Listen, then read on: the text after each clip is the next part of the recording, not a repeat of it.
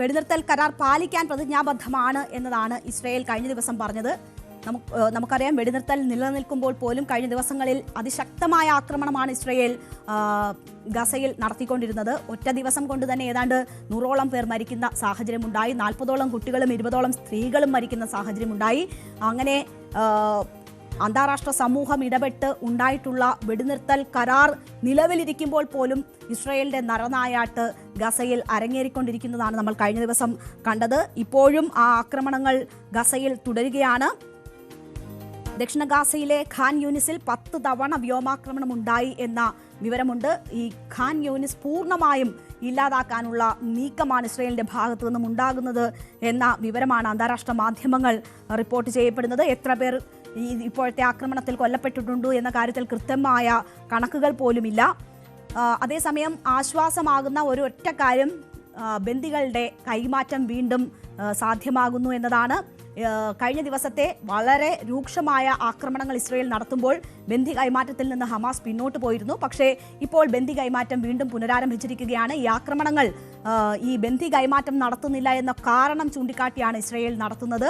Hamas വാക്ക് പാലിച്ചില്ല എന്ന് ചൂണ്ടിക്കാട്ടി 13 പേരുടെ മൃതദേഹ അവശിഷ്ടങ്ങളാണ്, ബന്ദികളുടെ മൃതദേഹ അവശിഷ്ടങ്ങളാണ് ഹമാസ് കൈമാറാനുണ്ടായിരുന്നത്.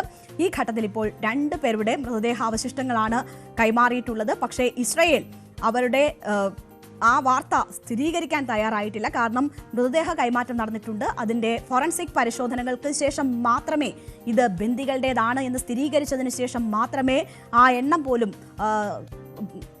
ഔദ്യോഗികമായി അറിയിക്കൂ എന്നതാണ് ഇസ്രയേൽ ഇപ്പോൾ എടുത്തിട്ടുള്ള തീരുമാനം. കാരണം കഴിഞ്ഞ ദിവസം ഒരു മൃതദേഹ അവശിഷ്ടം ഹമാസ് വിട്ടു നൽകിയിരുന്നു. പക്ഷേ അത് 2023 കൊല്ലപ്പെട്ട ഇസ്രയേലി പൗരൻ്റേതാണ് എന്ന് പിന്നീട് പരിശോധനയിൽ കണ്ടെത്തുകയും ഹമാസ് അന്ന് കൈമാറിയ മൃതദേഹത്തിൻ്റെ ബാക്കി അവശിഷ്ടങ്ങളാണ് ഇപ്പോൾ കൈമാറിയതെന്ന് ഇസ്രയേൽ കണ്ടെത്തുകയും അത് വലിയ തരത്തിലുള്ള ആരോപണങ്ങളിലേക്കൊക്കെ കാര്യങ്ങൾ എത്തിക്കുകയും ചെയ്തിരുന്നു. അതുകൊണ്ട് തന്നെ ഇനി ഫോറൻസിക് പരിശോധനയ്ക്ക് ശേഷം മാത്രമേ ഇക്കാര്യം സ്ഥിരീകരിക്കുകയുള്ളൂ എന്നതാണ് ഇസ്രയേൽ പറയുന്നത്. എന്തായാലും ഇനി അപ്പോൾ 11 മൃതദേഹ അവശിഷ്ടങ്ങൾ കൂടിയാണ് ഹമാസ് കൈമാറാനുള്ളത്. കൂടുതൽ പരിശോധനകൾ ഇതിനാവശ്യമാണ് എന്നതാണ് ഹമാസ് പറയുന്നത്. ഒരു ഹമാസിന്റെ ഭാഗത്തു നിന്ന് അല്പം കൂടി ഈ ആക്രമണങ്ങൾ അതിരൂക്ഷമായി തുടരുമ്പോൾ ഈ മൃതദേഹങ്ങളുടെ കൈമാറ്റം വേഗത്തിലാക്കാനുള്ള ശ്രമം ഹമാസ് ഊർജിതമാക്കിയിട്ടുണ്ട് എന്ന വിവരമാണ് വരുന്നത്. എന്തായാലും 2 മൃതദേഹങ്ങൾ കൂടി കൈമാറിയിരിക്കുകയാണ്.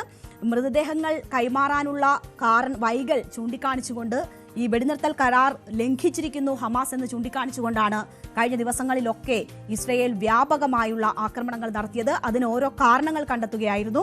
ഇസ്രയേൽ സൈനികർക്ക് നേരെ ഉണ്ടായിട്ടുള്ള ആക്രമണം അത് ഹമാസ് നടത്തിയതാണ് എന്ന് ആരോപിച്ചുകൊണ്ടാണ് കഴിഞ്ഞ ദിവസങ്ങളിൽ ആക്രമണം നടത്തിയത്. പക്ഷേ ഹമാസ് ഈ ആരോപണം നിഷേധിക്കുകയായിരുന്നു. എന്തായാലും ഇപ്പോഴും അവിടെ സഹായങ്ങൾ പൂർണ്ണമായും എത്തുന്നില്ല, അതിർത്തി പൂർണ്ണമായും തുറന്നുകൊടുത്തിട്ടില്ല. അങ്ങനെയുള്ള ബുദ്ധിമുട്ടുകളുണ്ട്.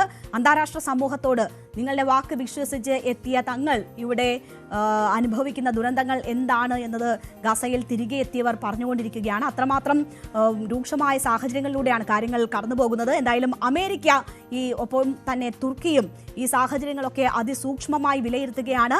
വെടിനിർത്തൽ തുടർന്നു കൊണ്ടുപോകുന്നതിനുള്ളതും ഒപ്പം തന്നെ സമാധാന കരാറിലെ 2ാം ഘട്ട ചർച്ചകൾ ആരംഭിക്കുന്നതിനും വേണ്ടിയുള്ള നടപടികൾ അവർ ആരംഭിച്ചു കഴിഞ്ഞിരിക്കുന്നു എന്നാണ് മനസ്സിലാകുന്നത്.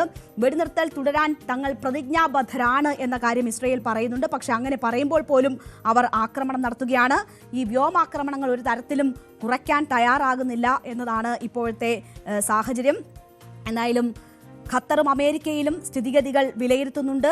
അമേരിക്കൻ സ്റ്റേറ്റ് സെക്രട്ടറി ഖത്തർ പ്രധാനമന്ത്രിയെ ഫോണിൽ വിളിച്ച് സമാധാനം നിലനിർത്താൻ ഊർജിതമായ ശ്രമങ്ങൾ നടത്തണമെന്ന കാര്യം പരസ്പരം സംസാരിക്കുകയും അതിലൊരു ധാരണയിലെത്തുകയും ചെയ്തിട്ടുണ്ട് എന്നതാണ് മനസ്സിലാക്കുന്നത്. 13 മൃതദേഹങ്ങൾ കൂടിയാണ് ഇസ്രയേലിന് കൈമാറാനുള്ളത്. അതുകൂടി കൈമാറുകയാണെങ്കിൽ 2ാം ഘട്ട ചർച്ചകൾ പുനരാരംഭിക്കാൻ കഴിയും എന്ന പ്രതീക്ഷയാണ് ഇപ്പോൾ ഉള്ളത്. അതനുസരിച്ചുള്ള കാര്യങ്ങൾ മുന്നോട്ട് കൊണ്ടുപോവുകയാണ്. പക്ഷേ ഇസ്രയേൽ നമുക്കറിയാം, കഴിഞ്ഞ ദിവസങ്ങളിൽ നെതന്യാഹു നൽകിയിരുന്ന സന്ദേശം പൂർണ്ണമായും ആക്രമണത്തിനുള്ള നിർദ്ദേശം നൽകിയിരിക്കുന്നു എന്നതായിരുന്നു.